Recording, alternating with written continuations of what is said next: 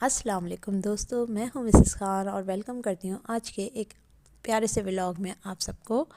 उम्मीद है मेरी यूट्यूब फैमिली खैरियत से होगी और अल्हम्दुलिल्लाह मैं भी बिल्कुल ठीक ठाक हूं। तो जनाब, आज मेरा इरादा बन गया कि सुबह सुबह ही मैं शॉपिंग पे जाने की तैयारी कर लूं। क्यों ना रमज़ान आने से पहले ईद के लिए कुछ कपड़े लेके आ जाऊं, अपने लिए, अपनी बेटियों के लिए। हस्बैंड और बेटे के कपड़े तो नॉर्मली रेडीमेड ही आते हैं बाहर से।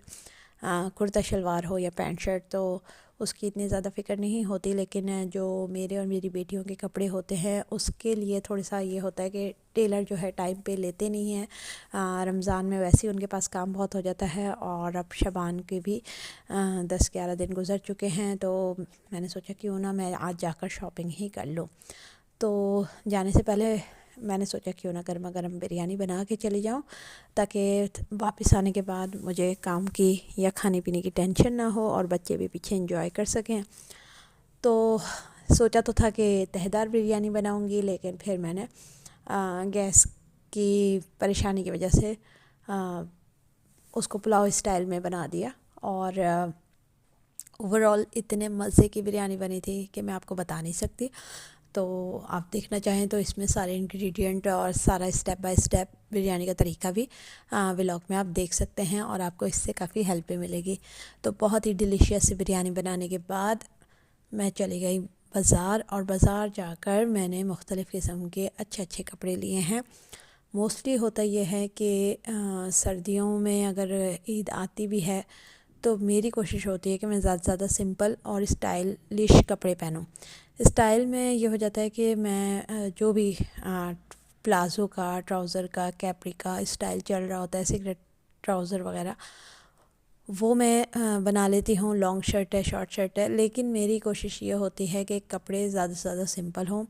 क्योंकि मुझे पहले तो बहुत अच्छे और फैंसी कपड़े पहनने का शौक़ था, लेकिन अब मुझे कैरी करने में मुश्किल होती है, अब आदत नहीं रही है।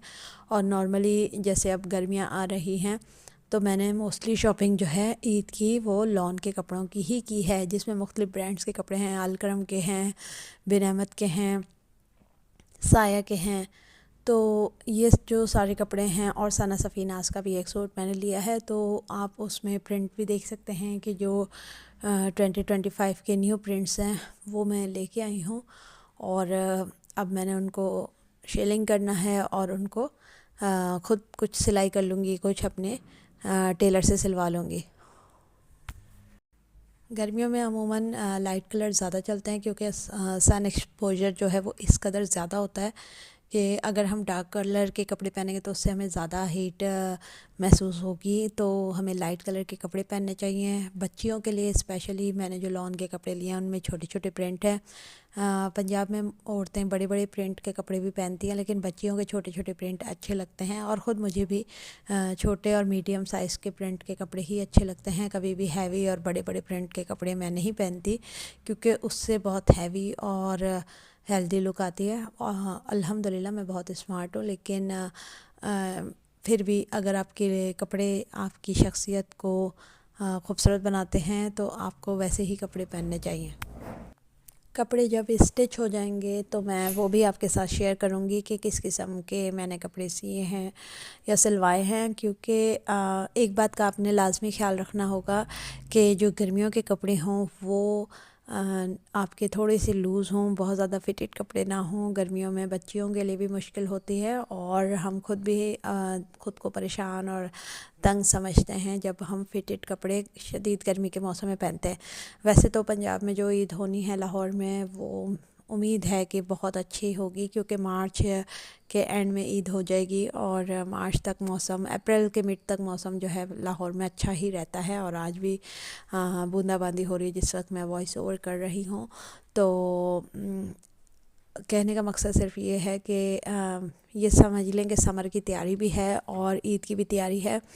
और एक एक फैंसी सूट हम बना लेंगे, क्योंकि मैंने बहुत ज़्यादा आउटिंग जो है यहाँ हमारे रिश्तेदार नहीं हैं, तो कुछ दोस्त हैं, कुछ फैमिलीज़ हैं जहाँ पे हमने जाना होता है। मोस्टली हमने जो है आउटडोर जो इंजॉयमेंट करनी होती है वो रेस्टोरेंट्स या पार्क वगैरह होते हैं ईद के मौके पर।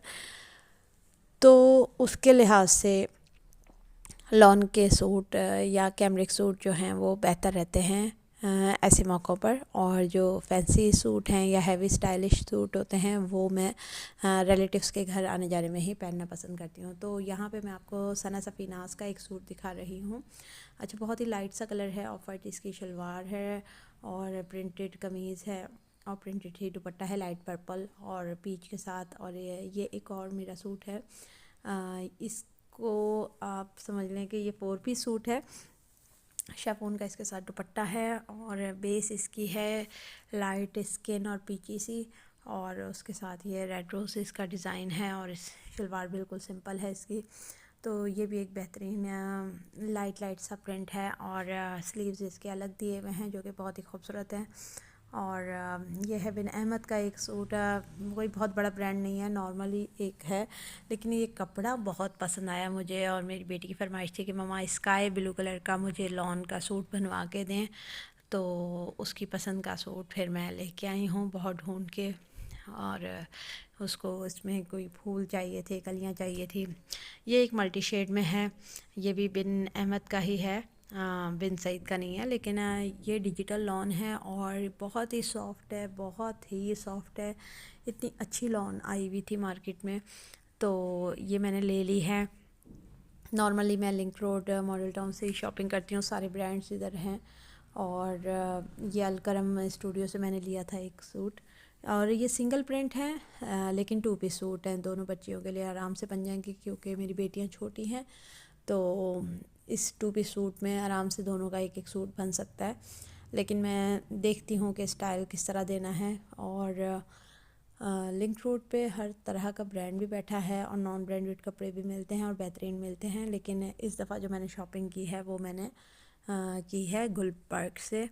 और मैंने कहा कुछ डिफरेंट होना चाहिए, ब्रांड्स तो आपको पता है हर जगह पे होते हैं, लेकिन न्यू मार्केट्स को भी ट्राई करते रहना चाहिए। जब तक आप न्यू मार्केट्स में नहीं जाएंगे, न्यू लोगों को नहीं सर्च करेंगे, आप कभी भी अच्छी शॉपिंग नहीं कर सकते। तो अच्छी शॉपिंग करने का सबसे मेन तरीका यही है कि आप मुख्तलिफ़ मार्केट्स में जाएं और उन मार्केट्स को सर्च करें।